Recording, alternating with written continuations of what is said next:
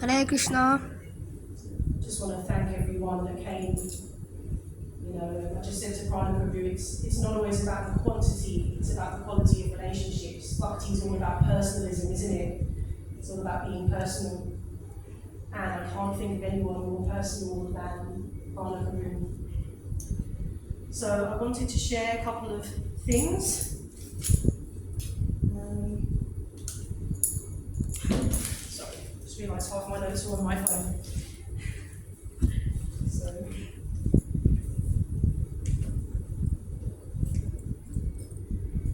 I just wanted to share a couple of things about Prana Prabhu because I came to know Prana Prabhu a little bit later on than some of the other people. Some people worked with him for decades. I came to know Prana Prabhu because I was interviewing a devotee from Alachua on my podcast. And she said to me, my children are using the Prana Prabhu Sanskrit series. And I said, Prana Prabhu Sanskrit series? What is this? Tell me about it, because I'm completely obsessed by Sanskrit. And I was so excited to hear that an ISKCON scholar had produced Sanskrit children's learning materials. So the hunt began to find this Prana Prabhu and his books.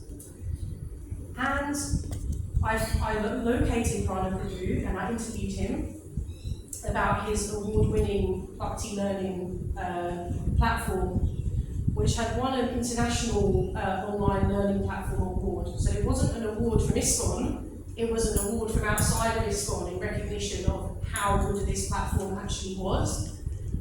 And I interviewed him, and sometimes I interview people and I don't speak to them again, or I might speak to them every now and again.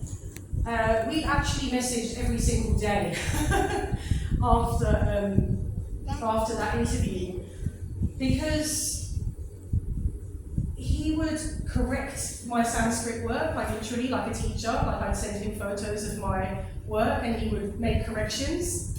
And he would be extremely patient, and he taught me a really valuable lesson. And people will say lots of things in glorification of Prana Prabhu, but I think this is a very personal lesson for me. And he taught me that you don't need to be loud to be heard. That's a revelation for me, because where I grew up, you had to shout to be heard. You had to be aggressive to protect yourself or to advance in some way. Prana Prabhu taught me that you can create change. You can create change in the hearts of people and in legislation by being very, very quiet, being in meaningful discourse. You don't need to shout. You can be very humble in your approach.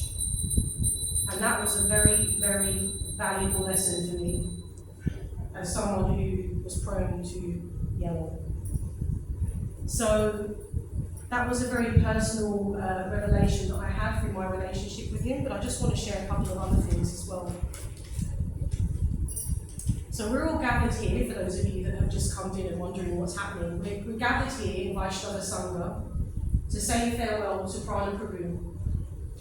And it's actually impossible to measure the depth and breadth of Prana Prabhu's work.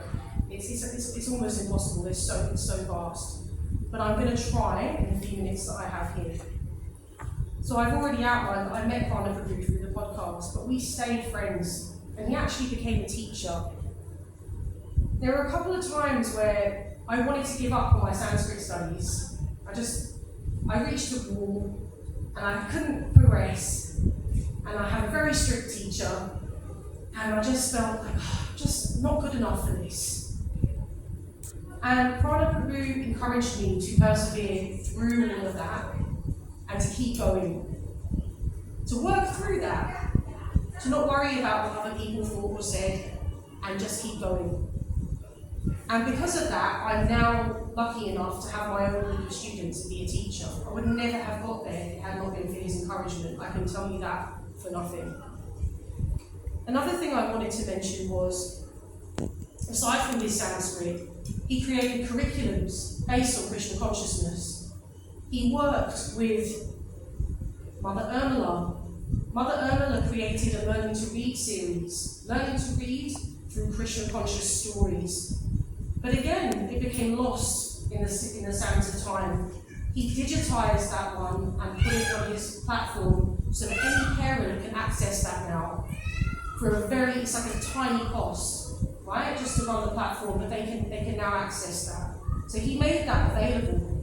And he also, even more quietly, works in the realm of child protection. What an unpopular service that is. And he didn't go on the internet and start posting, no, he did it in a quiet way. He did it through meaningful action. He did it by lobbying very quietly, very privately the GBC, who passed a resolution on smacking children, and that was all because of Prana Prabhu. You know, I know this is not a popular topic, but that's a really meaningful thing that he did, a really special thing that he did. He changed legislation in a very, very quiet way. No one knows about this, right? There was never an article written about it. We don't talk about it online. But actually, it was Prana Prabhu who got that legislation passed by the GBC. So he's done so many things. And I could go on and on and on, but I'm not going to. But I wanted to show you briefly, before I go, some examples. It's easy to sit here and say, he made these books, he did these things, but we have no concept, right, of what that looks like. So I just want to show you a couple things.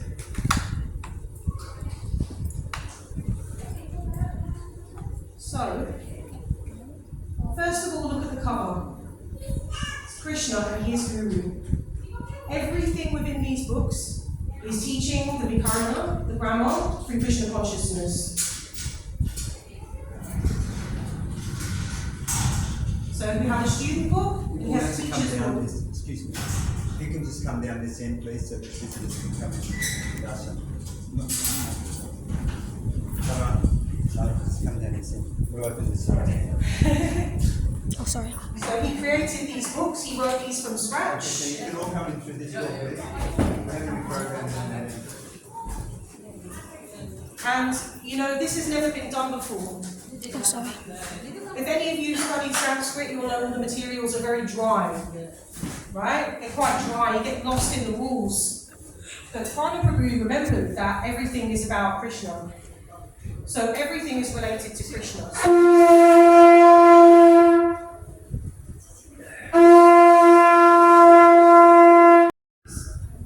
Sanskrit dictionary, never been done for children, picture dictionary, containing all the nouns, the verbs. And it's made beautiful and interesting. Right? Right. So I just wanted to show you these examples because it can sometimes be a little abstract when we talk about what people did. I actually wanted to show you real tangible examples of some of his books. There's even a teacher's manual. So if you're a parent and you don't know Sanskrit and you're teaching your child Sanskrit, you have a manual to help you teach them. And I just want to show you a couple of examples of how he used Krishna consciousness. If you see, all the examples are using Krishna. Okay? All the verbs. Krishna hakim karoti. What is Krishna doing? All through Krishna. Okay? This is revolutionary. Okay? Just wanted to show these as some examples. Look at these. All these illustrations were done specifically for these books. So I just wanted to show you an example of how beautiful they are. And just quickly, if that wasn't enough, he created all of these flashcards. And they just go on and on and on. I've got loads of them. All to do with Sanskrit, all based around who is Krishna's family. What is Krishna doing? What is Prashadam? All of these things. So we're learning Krishna consciousness as well as learning grammar, right? So he spiritualized that one. So I just wanted to show these as examples. Okay, because we sometimes talk, oh, we created a learning platform, there were books. What do they look like? What did they do? You know, these books are being used by parents and children all over the world. And they will continue to do so as we reprint them this year. So I hope that I could mention something about Prana Prabhu that was, new, that maybe you hadn't heard. Maybe you've seen something a little bit different, maybe you're feeling inspired yourself. But I really want the biggest takeaway from this to be that he created so much change and built such a legacy in such a calm, measured, humble way. And he inspired those of us who maybe aren't so quiet, aren't so humble, aren't so measured, to be more so. He never told you what to do, he showed you what to do. He corrected you with love and kindness. And for that, I'll always be grateful. He was a bit like a parent in my life. And through his passing, I've seen how he's been a parent to so many others. Not just to me, but countless students, parents, teachers. He's trained so many teachers in ISKCON. You know, he's left a real imprint on ISKCON education. Not just in Sanskrit, but across the board. In child protection, in standards, in upholding standards in schools. All of those things. I told you it was deep and it was wide, wasn't it? All the things that he did. And I hope I could explain them as concisely as possible. Thank you so much everyone for listening. For those of you that have just come in the room, this is a tribute to the late Prana, who was an ISKCON educator. Thank you so much everyone. I'd like to hand over to whoever would like to give the next tribute. Hare Krishna. Krishna. Hare Krishna.